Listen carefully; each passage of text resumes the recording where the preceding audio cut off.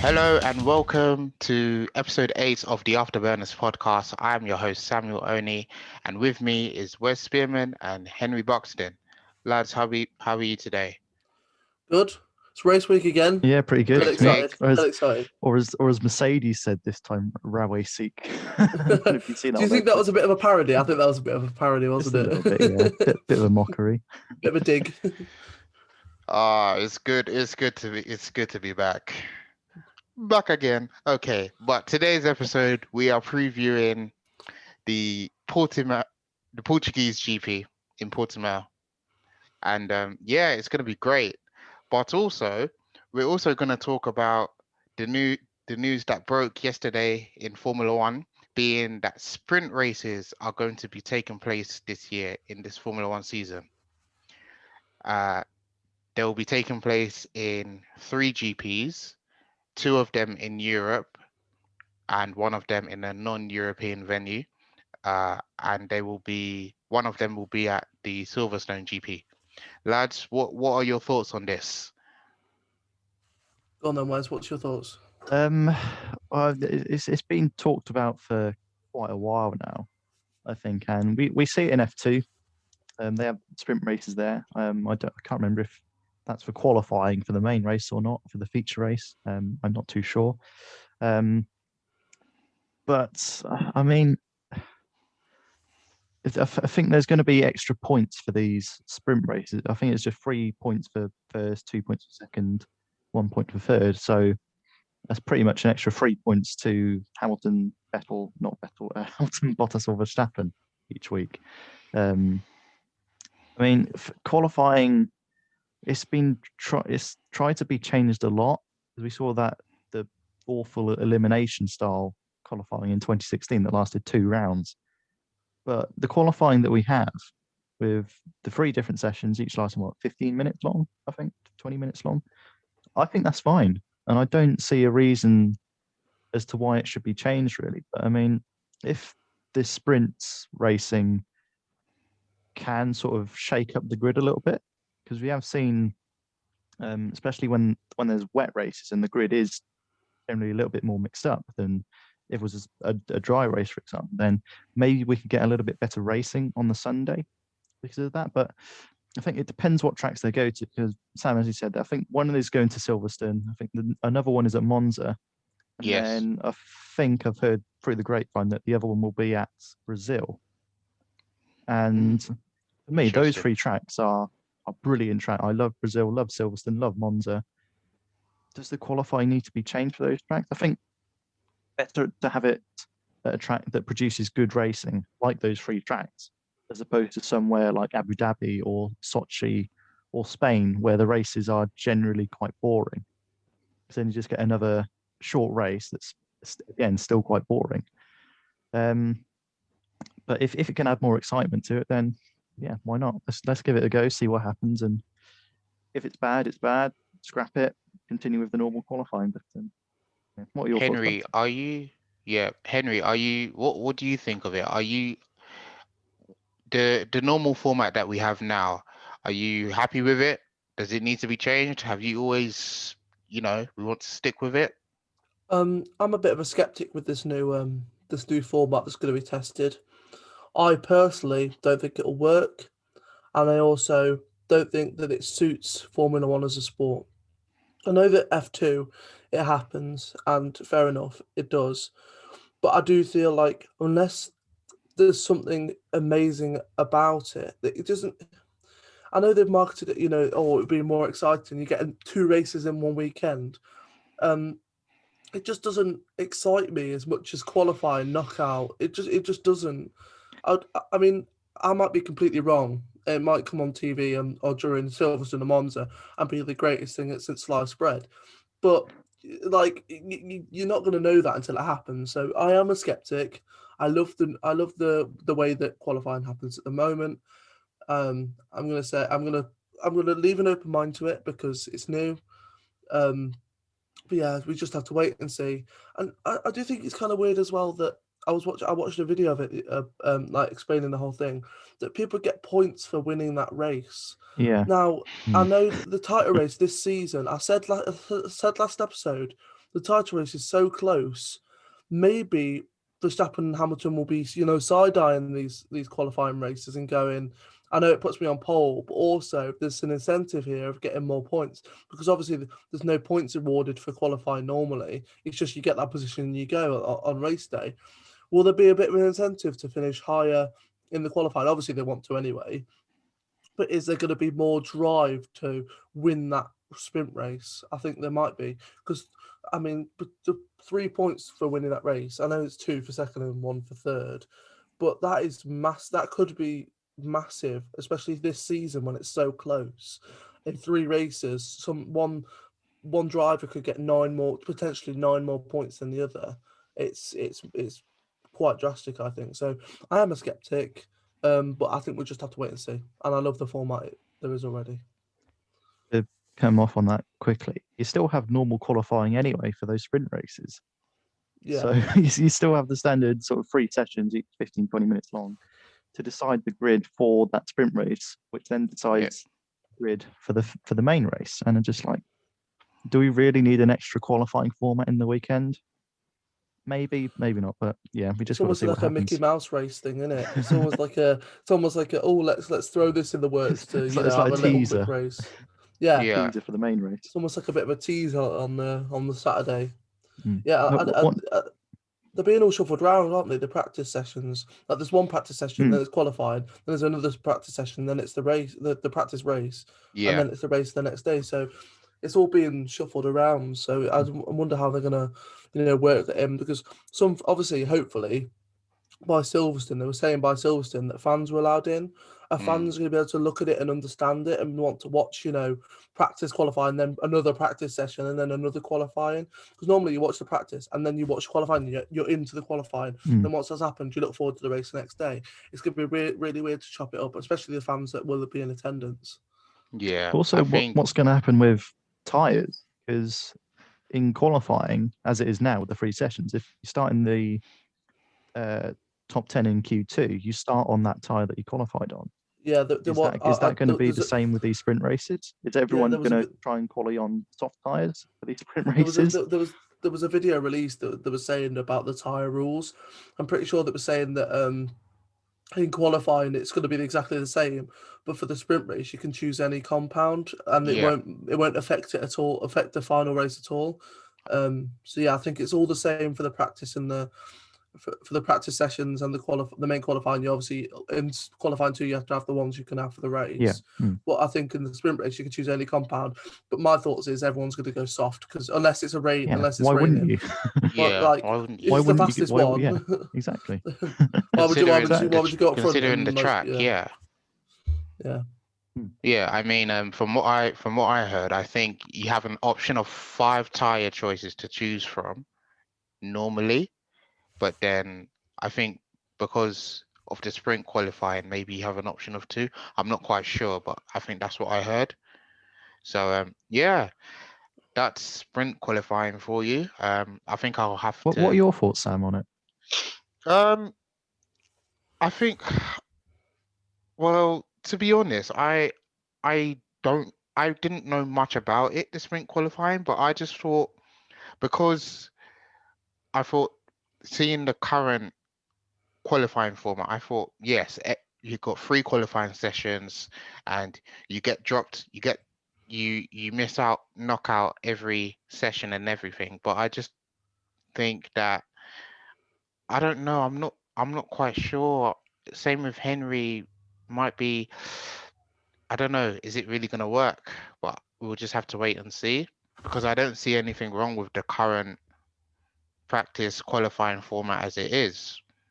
You just get a fastest lap and that's where you end up. So yeah, moving on, we come to, well, Portugal itself.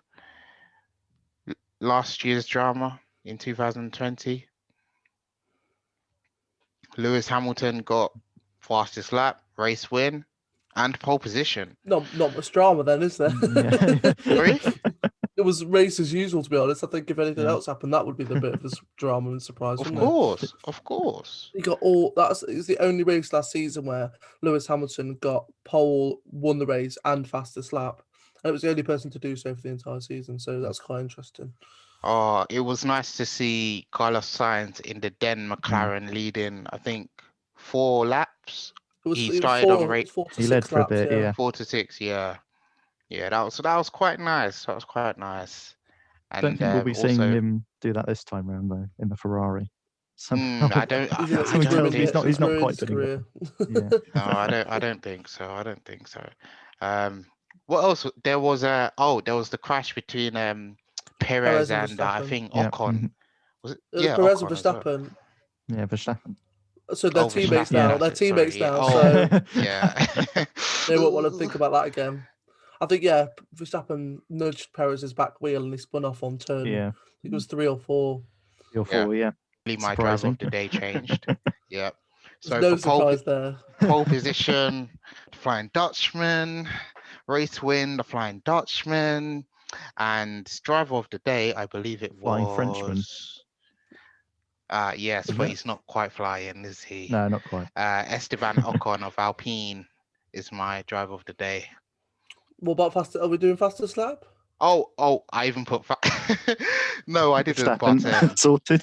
it was Verstappen. I don't know if you saw my tweet, but I put in brackets fastest lap. So Yeah, fair enough.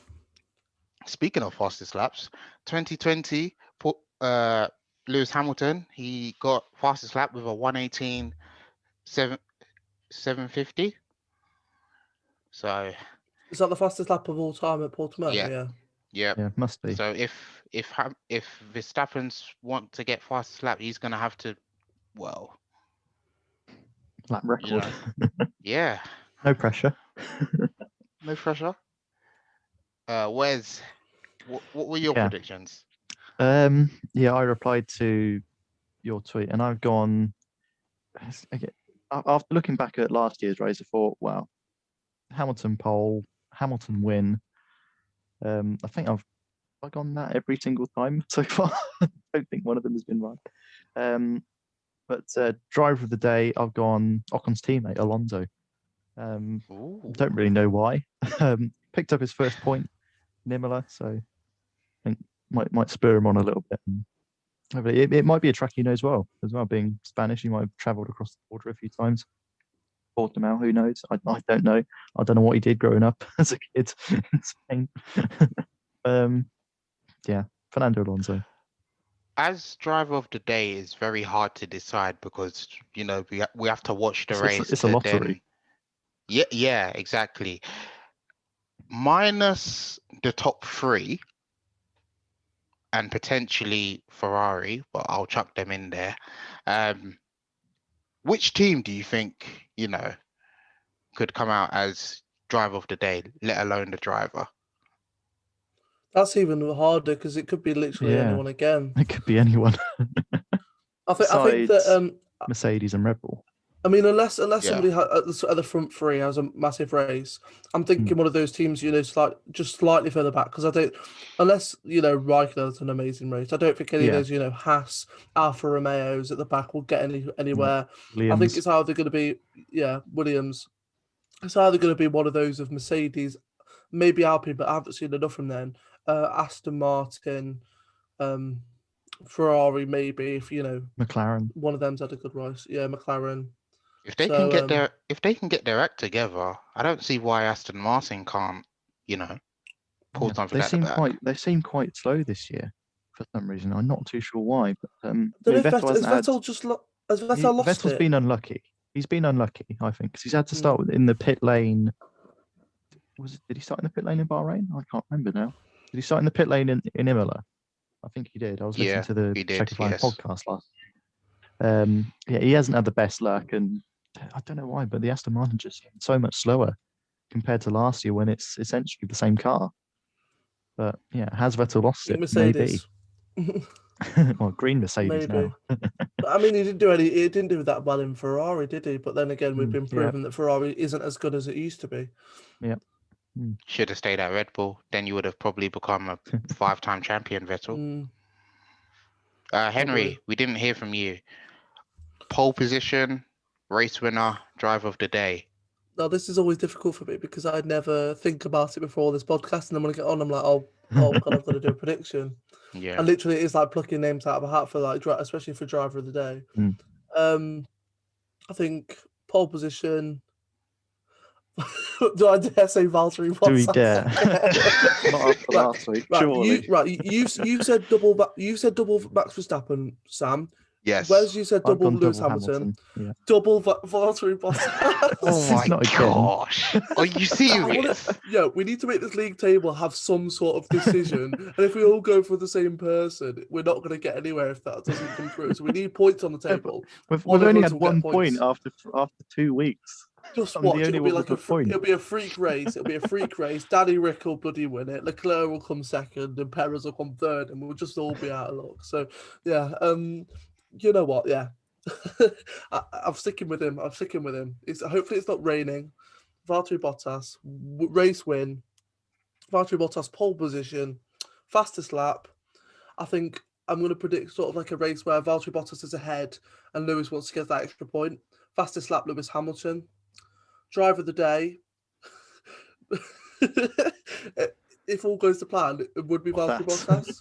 Because obviously he's winning the race, isn't he? So like everyone's going to go, oh my God, he's won the race. He deserves it. Wait, so just to clarify. I'm changing it though.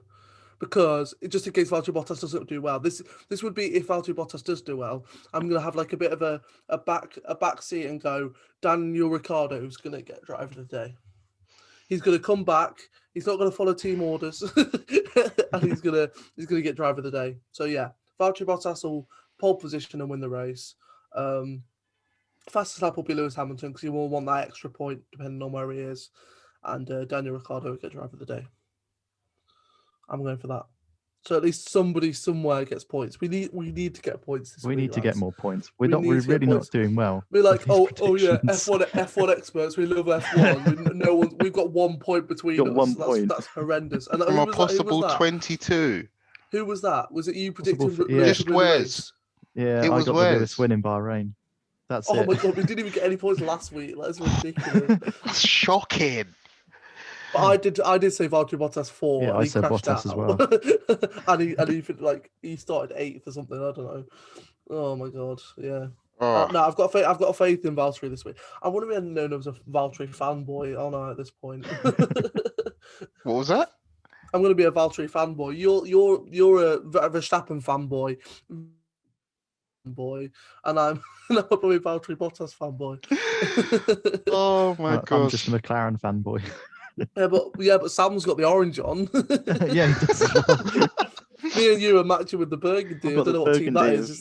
That Ferrari. Mayo and Ferrari. Alfa Romeo. That's amazing. Okay, but back to the track in Portugal.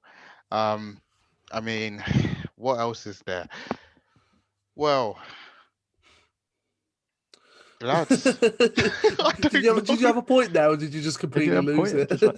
I had a point, but I think I lost about it. The track. Were you trying to talk about the track? Yeah. Yeah, because I think I remember last season, I quite enjoyed watching the Portimao Grand Prix. I think it was one I did my commentary assessment on actually. But yeah, I remember watching it, and it was like actually a pretty good race. I think the McLarens did well. Yeah, the McLarens did well. There was a good midfield battle as well. I think Ricciardo finished 4th. Yeah, I remember. Was it Gasly had a pretty good Gasly race finished. well? I think Gasly finished 5th as well. Ricciardo 4th, Gasly 5th. Yeah. It was quite a good close. I think it was quite a close race in terms of because some races they're a procession, aren't they? So I think this one is one of the races. Sochi, Spain. This is one of the Australia. races where things can things can change. So I feel like I'm looking forward to it. I hope it's a good race, and yeah, I think it's a really good track. Well, I mean, yeah, and again, fastest lap was Lewis Hamilton, as mentioned before. Do you think it will happen again? Somebody will whip it out the bag and, fastest lap, race winner, pole position? Could Lewis Hamilton. Lewis Hamilton again. Yeah. I think that I know the cars are quite similar to last season, but I think there will be a new, completely new fastest lap, like fastest of all time, and especially when the specs come in next season, if Portimao is part of the calendar, which I think it should be, that'll be even faster. So yeah, I think that the race lap this year will be faster than last year's. Was it 117? 117. It's quite a fast track. It is. I didn't realize it was as fast as it is. Yeah, 118. All right. Here's a question for you. Yeah, before we get to that, before we talk on Formula E. Here's a question for those listening. Wes just sent a chat going. We need to talk about Formula E.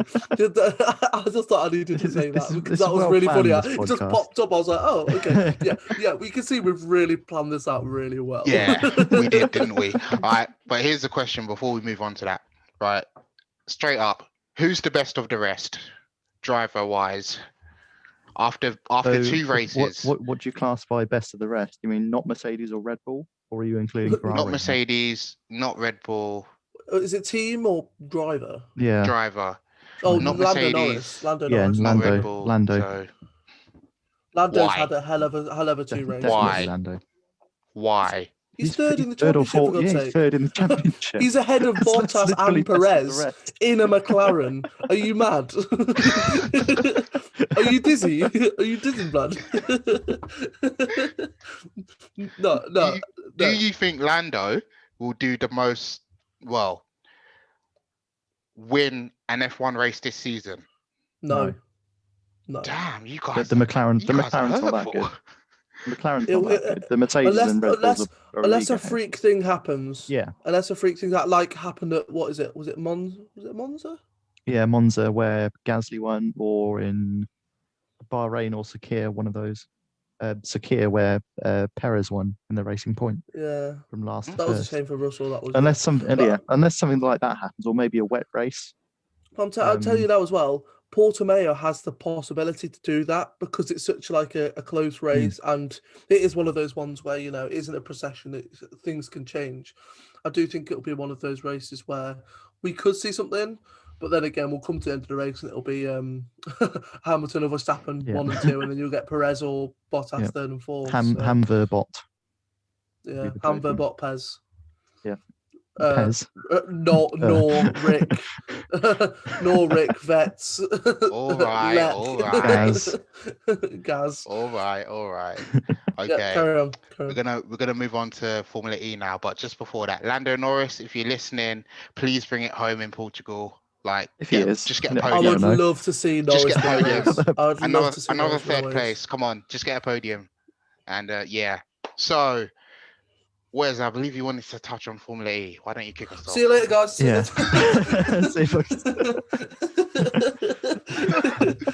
God, you talk about Formula E, you enjoy it. Just know that I live near the hub, so I'm closest to Formula E than all of you. So carry on. So yeah, Formula E rounds 5 and 6 in Valencia this weekend, racing on a proper racetrack compared to the street circuits that they usually race on. And I think that the main focus will be on the Saturday race, round 5, which was a wet race, 5 safety cars, and everyone ran out of battery at the end. There were 9 classified finishes out of 24 drivers, which is it's almost like, was it USA 05, 06 vibes, where they had 6 cars. It was just a complete farce and a complete non-event. And Henry, let me ask you something. Sorry, Wes. Henry, let me ask you something. So Formula E, I know, I guess you know that they're powered by batteries, right? And they have time consuming. Do you think you could, do you think you could, handle your battery consumption pretty well to finish a race? I'm asking you. What, like in Formula E or what? Formula 1? Or? Yeah. Do you think you could finish a Formula E race? It's similar to fuel management in F1. Yeah. Well, I know that they've gone from switching cars halfway through a race to be able to go to the whole race with one car now. So I think with technology building and being better, you should be able to go a full race on one battery. So the fact that you just said that some of the cars didn't have any power to go to the end is ridiculous, because they should have the power now with all the technology that there is in the sport and the funding and the quick rise of it. Because I know it's risen since, what was it, 24? Was it? So I think it's in its 7th year, 2014, I believe it began. Yeah. Yeah, 2014. Yeah. I remember going to some of the practice events. Yeah, Wow. to have such a quick rise is phenomenal, and the technology there is today, I think that it just it's almost it's all, oh, what do you call it? It's almost novelty. The fact that they used to, get out of the car and get in a new one. He's like, oh look, there he goes. He's in the pit lane. He's about to swap the car. So it should be like pit lanes to go in, get changes for like tires or whatever, and then go again. To get out of the car is ridiculous. I mean, you don't swap drivers. I mean, the only sort of other races where you do that is like the Le Mans 24 Hour when you swap drivers. You still sort of stay in the same car. So yeah, it is kind of weird, but I know it's they brand it as an electric race, but yeah, you should be able to get to the final to the end on one power battery with today's technology. But if you think that wasn't enough, in Valencia, the first race, there was still one extra lap to go. Yeah. So yeah. Do you mind if I just read didn't... Go on. Yeah, do you mind if I just read the times out for the two races? So if you don't know Formula E, the race, the length of the race is not defined by laps. It's defined by 45 minutes and an extra lap on top of that. And they're usually just under an hour, 50 minutes tops. And Nick de Vries won the first race, the wet race, started P7, came through the field to win it. Nico Müller in the Dragon, P22, he started, finished second on the podium, and Stoffel van Dorn starting at the back of the grid, literally 24 fast, and finished on the podium as well, because I think Mercedes did manage their battery better than all the other teams. Evident that they got two cars on the podium. But Nick de Vries completed the race in a time of 48 minutes 20 seconds. The second race on the Sunday, Jake Dennis won. I mean, the 15th race winner in Formula E through the 7 years. Jake Dennis. I mean, he's spent the first part of his career. He's only 6 races into his career as well. Spent most of it at the back of the grid in the BMW. So to get the pole 2 lights, didn't get overtaken at all. That's just an incredible achievement for a driver who is fairly new to Formula E, and he might only have one season because BMW are pulling out of the sport at the end of the year. So that would be a huge loss to Formula E. But he completed the race in a time of 46 minutes 32 seconds. Now, if you do the maths on that, there's about a 1 minute 50-second difference in the two race lengths, and the lap delta around Valencia is about a 1 minute 40. So that tells me that someone in Formula E, one of the race directors or someone, miscalculated the length of the race because they added an extra lap to that first race. I mean, just watching the highlights of the second, the cars were on about 4% battery with, I think it was about 10 seconds to go, plus 1 lap. Yeah. And Jake Dennis's race engineer came over the radio and said, we need you to slow down by 1 second in this sector. We can then actually make the finish and have a flat out final lap. But going back to the first race, the cars were on about 20%, I think, with about a minute or so to go. But they were under safety car. And then when they were released by the safety car, they still had 2 laps to go with 4% battery. Because when you're under safety car in Formula E, I think they dock, is it 1 kilowatt hour every time you're under the safety car? So someone in Formula E miscalculated massively. And to some extent, teams did as well, because only 9 finished, only 9 drivers were actually able to complete the race. But that's 15 drivers, more than half the field, who weren't able to cross the finish line. And to me, that's not an error by the teams. That's an error by the management in Formula E. And as I say, a 1 minute 50-second difference between the two races, essentially an extra lap on the same amount of battery, 4%, which just isn't enough. Someone somewhere got their calculations horribly, horribly wrong, and it's a complete farce that it happened, and it shouldn't happen again in Formula E.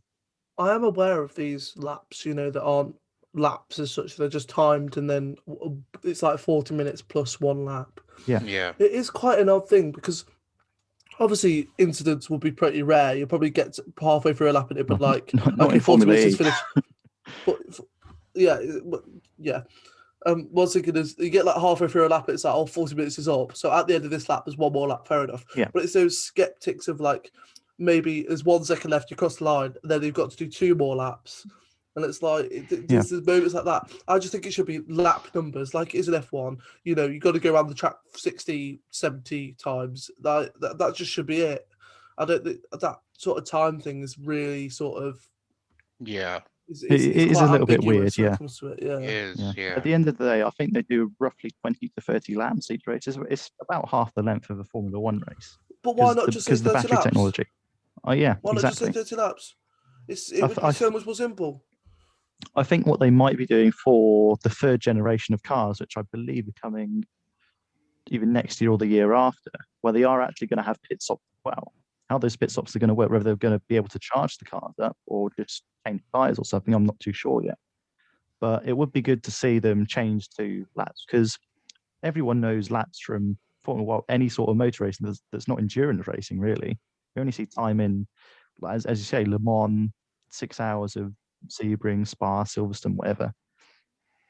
And yeah, it should be changed to laps, really, because if you think 22 laps, then everyone knows that's a set limit. You're not going to cross the line with a handful of seconds on the clock left, and then you still got to do another 2 laps on top if you don't have enough battery. Which is why Dennis's engineer came over and said, "Look, we need you to slow down because we don't have enough battery to do an extra 2 laps. You can have a flat out final lap if you slow down by a second, and a second is a lot in motor racing." But fair play to him, he did it. He stayed in the lead and won the race. But it would be good to see FE change to laps. I think it would just make it easier, not just for the teams and the drivers, but for the fans as well. I guess it adds a bit of more like tactics onto it, like you said. And sort of, you do need to go slower or you do need to go faster to get to that thing. But surely, like, somebody could, if they're so far ahead and there's like the time's about to finish, they could slow down the line, wait for the time to finish, go over the line, then they only have to do 1 lap left. So it is kind of strange that, you know, something like that circumstance could happen. Obviously, being as rare as it is, it's just, I think it needs to return to laps. I mean, I don't know much about Formula E myself, but that seems a bit, like I said, it's a bit of a farce, and it can be a farce for a couple of times. So, yeah, revert to laps, Formula E. Do that. The weird thing was that when they had to switch cars halfway through the race, that was done on laps. The races were a certain amount of laps. Whereas with these new cars, these Gen 2 cars, they thought, well, the batteries can last quite a bit longer. Let's change it to time as opposed to laps. And I think it worked out all right, but I think this weekend has just proven that maybe it does need to go down about 20, 25, 30 laps, depending on the length of the track. That'll be fine. I mean, everyone knows batteries don't last as long as petrol in this day and age. And whether they will in the future, they probably will, but not for however many years, probably decades away from that, to be honest. So personally, it was just good to see FE racing on a proper racetrack rather than street. So it just looks so much better than all the cars just crammed into the streets of Rome or Diriyah. Whether we'll see that in the future, maybe not. But yeah, I'm looking forward to the next race in Monaco. Yeah, and well, just before we close, we're almost closing, and well, we just have to wait till Friday. Friday, it all kicks off. Formula One, Portugal, and yeah. I have been your host, Samuel Oni. Ending the podcast is a goodbye from me. It's a goodbye from Wes. It's all right. Honestly, I don't know these things to do. You never know how to say goodbye. It's not just like, bye. Henry Buxton. I'll see you soon, lads. Stay safe. And we will see you soon. And enjoy the race this weekend in Portugal.